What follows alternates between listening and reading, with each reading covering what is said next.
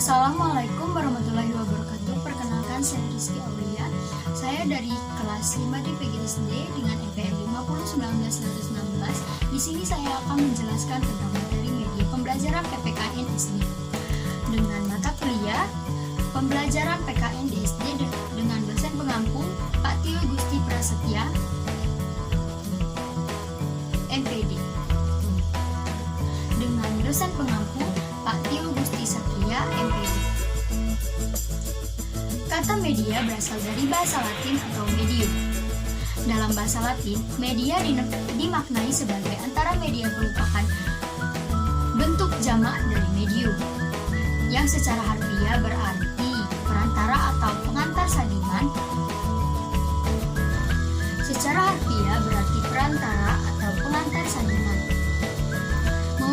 Mengemukakan bahwa kata media berasal dari bahasa Latin dan merupakan bentuk jamak dari kata medium.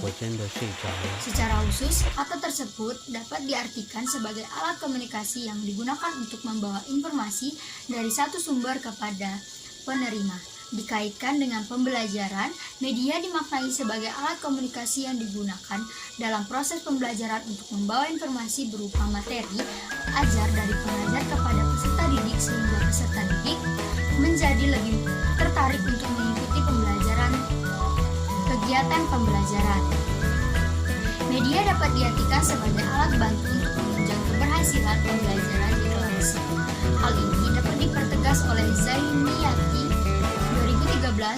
2013-63 mengemukakan media pembelajaran adalah segala sesuatu yang dapat digunakan untuk menyalurkan pesan dari pengirim ke penerima sehingga merangsang pikiran, perasaan, perhatian, dan minat serta kemampuan siswa sedemikian rupa sehingga proses belajar terjadi dalam rangka mencapai tujuan pembelajaran secara efektif.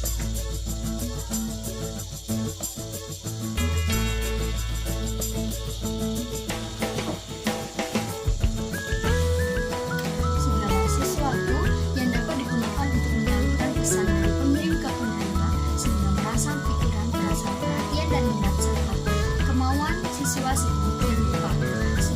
proses belajar terjadi dalam rangka mencapai tujuan pembelajaran secara efektif. Sedangkan definisi media pembelajaran menurut Yaudi mengukuhkan media pembelajaran adalah semua bentuk peralat fisik yang didesain secara terencana untuk menyampaikan informasi dan membangun interaksi. Yang pertama, mengklasifikasi jenis-jenis media pembelajaran di KDSD. Pada mulanya, media pembelajaran hanya berupa alat bantu mengajar yang hanya digunakan di dalam kelas. Namun, dalam perkembangannya, media tidak cukup hanya digunakan di dalam kelas saja, akan tetapi dimungkinkan juga penggunaannya di luar kelas. Pada tahun 1964, Edgar Dale mengembangkan kerucut pengalaman. Kerucut pengalaman itu dimulai dari pembelajaran sebagai partisipan dalam pengalaman sesungguhnya, menuju pembelajar sebagai pengamat atas suatu kejadian tak langsung atau melalui beberapa medium, dan akhirnya pembelajar itu mengamati simbol-simbol yang mewakili kejadian itu. Ciri-ciri umum dari media pembelajaran menurut Hamalik. Yang pertama, media pembelajaran identik dengan pengertian peragaan yang berasal dari kata raga, artinya suatu yang dapat diraba, dilihat, dan didengar, dan yang dapat diamati melalui panca indera. Tekanan utama terletak pada benda atau hal-hal yang dapat dilihat dan didengar. Yang kedua, media pembelajaran digunakan dalam rangka hubungan atau komunikasi dalam pengajaran antara guru dan siswa. Ketiga, media pembelajaran adalah semacam alat bantu belajar mengajar, baik di dalam maupun di luar kelas. Media pembelajaran merupakan suatu perantara atau medium yang digunakan dalam rangka belajar. Yang kelima, media pembelajaran mengandung aspek sebagai alat dan sebagai teknik yang erat pertaliannya dengan metode pembelajaran.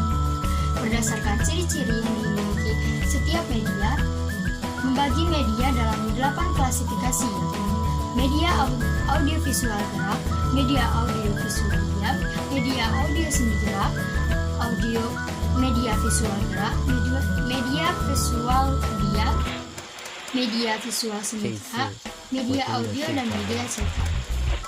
Jenis media yang lebih lengkap dikemukakan Shields dan Glasgow yang membagi media pembelajaran dalam dua kategori luas, yaitu media tradisional dan mutakhir.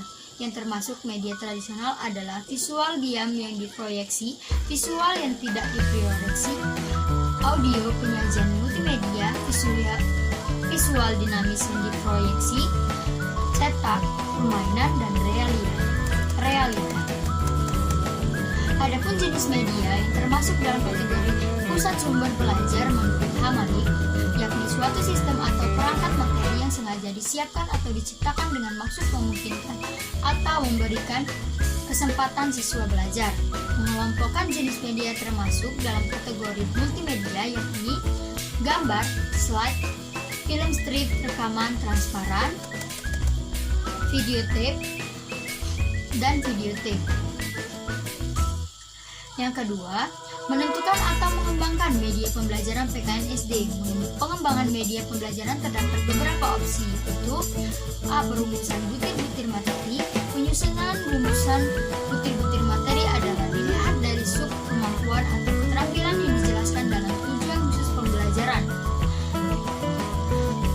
Dan materi yang disusun adalah dalam rangka mencapai tujuan yang diharapkan dari kegiatan proses belajar mengajar tersebut, yaitu identifikasi kebutuhan dan perumusan tujuan. B. Perumusan alat pengukur keberhasilan. Pembelajaran yang kita lakukan haruslah diukur apakah tujuan pembelajaran sudah tercapai atau tidak. Untuk mengukur hal tersebut, maka diperlukan alat pengukur hasil belajar yang berupa tes, pesan atau daftar cek perilaku. Yang C. Penulisan naskah media. Naskah media adalah bentuk penyajian materi pembelajaran melalui media rancangan yang merupakan penjabaran dari pokok-pokok materi yang telah disusun secara baik seperti yang telah dijelaskan di atas. Yang ketiga, menciptakan media pembelajaran PKN SD. Dalam menggunakan media pembelajaran, kepada guru-guru dihimbau agar dapat menggunakan media pembelajaran yang mudah, efisien, dan mampu memiliki atau mudah diperoleh di sekolah, agar penggunaan media pembelajaran tersebut mampu diikuti oleh siswa dan mampu digunakan oleh guru. Media pembelajaran tersebut akan dapat membantu mempercepat pencapaian tujuan pembelajaran yang telah ditentukan. Adapun kriteria-kriteria yang perlu diperhatikan dalam menggunakan media pembelajaran, yaitu tujuan pembelajaran, bahan pembelajaran, metode pembelajaran, tersedianya alat yang dibutuhkan, jalannya pengajaran, minat dan kemampuan siswa, situasi pembelajaran yang sedang berlangsung, dan penilaian hasil kerja. Pada pembelajaran yang menggunakan media, siswa dilatih untuk mengingat, mengungkapkan kembali pengetahuan, membandingkan, dan mengambil keputusan. Dalam proses belajar mengajar, siswa dibantu untuk mengungkapkan idenya secara jelas melalui kegiatan yang dilakukan sehari-hari. Siswa menemukan konsep-konsep yang baru sehingga mereka menjadi lebih paham dan bersemangat dalam belajar karena mereka mengalaminya sendiri. Dalam proses pembelajaran, kehadiran media mempunyai arti yang cukup penting, karena dalam kegiatan tersebut ketidakjelasan bahan yang disampaikan dapat dibantu dengan menghadirkan media sebagai perantara. Kerumitan bahan yang akan disampaikan kepada siswa dapat disederhanakan dengan bantuan media. Media dapat menyampaikan pesan yang kurang mampu guru ucapkan melalui kata-kata atau kalimat tertentu. Bahkan keabstrakan bahan dapat dikonkretkan dengan kehadiran media. Baiklah, kesimpulan dari materi yang saya sampaikan tadi dalam kaitannya dengan kegunaan media dalam pembelajaran, setidaknya dituntut ada 3 keistimewaan yang harus dimiliki oleh media pembelajaran, yaitu media harus memiliki kemampuan untuk menangkap, menyimpan, dan menampilkan kembali suatu objek atau kejadian. Kedua, media harus memiliki kemampuan untuk menampilkan kembali objek atau kejadian dengan berbagai macam cara disesuaikan dengan keperluan. Ketiga, media harus mempunyai kemampuan untuk menampilkan sesuatu objek atau kejadian yang mengandung makna. Jika ketiga kelebihan telah dapat dimiliki oleh media ini, maka dengan menggunakan media pembelajaran ini, guru dapat menumbuhkan motivasi siswa agar dapat mengingat pembelajaran dengan mudah dan menyediakan stimulus belajar. Siswa menjadi aktif dalam merespon, memberi umpan balik dengan cepat, dan menghindari kebosanan siswa dalam proses pembelajaran. Baiklah, itulah materi yang bisa saya sampaikan tentang media pembelajaran PKN SD.